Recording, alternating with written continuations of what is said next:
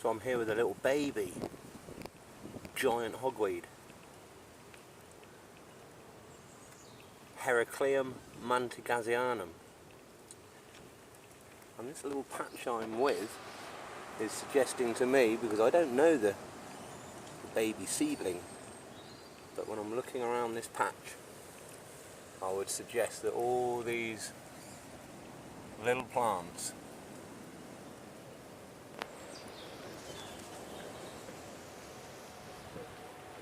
are giant hogweed, so it's worth getting to know this plant in all its stages. These first mature leaves here, quite pointy, jaggedy lobed, worth comparing with the common hogweed.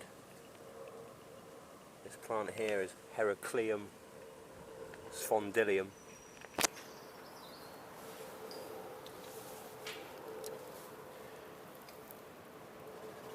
And this plant's quite variable.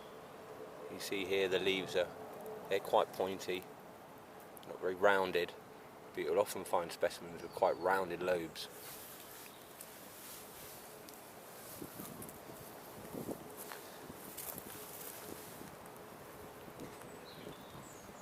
And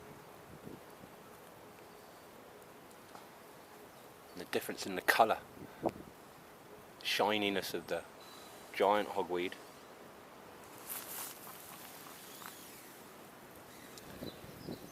This is the giant hogweed here.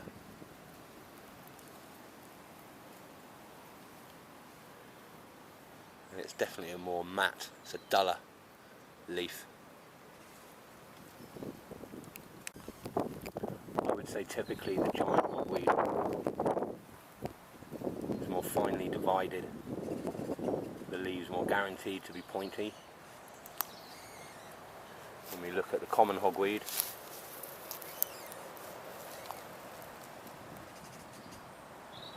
much more rounded, less pointed margins that we see here on the giant hogweed.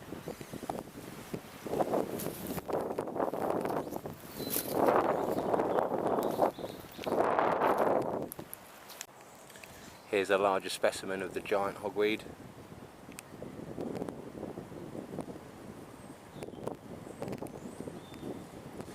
Now these purple spots, if you didn't know anything else about the plant, they should be raising suspicion when you see them in an umbellifer.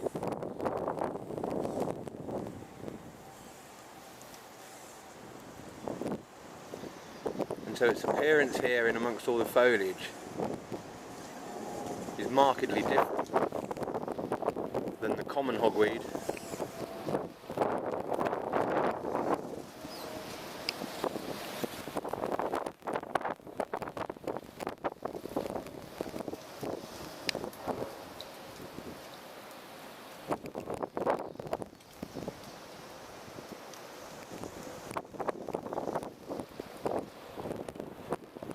It even took me a little while to see that.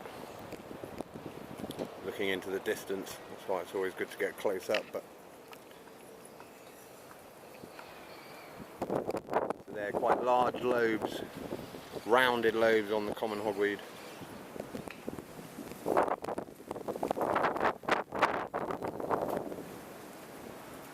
And the far more finely divided and pointed lobes of the giant. Far more hairy plant.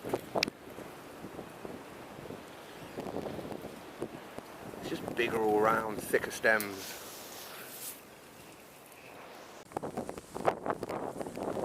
This central leaf shoot, again much bigger, the hairs far more pronounced, just fatter, it's holding itself slightly different than when we go and have a look at the common hogweed.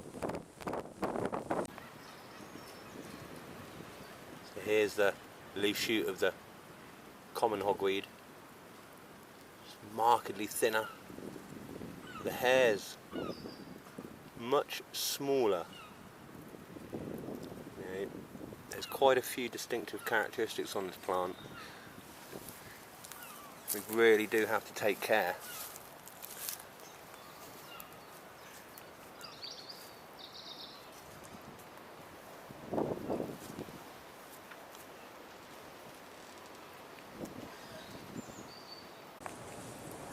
And right here up near Hackney Marshes on the River Lee, a fantastic place to be able to spot the differences, because they're both growing here in numbers.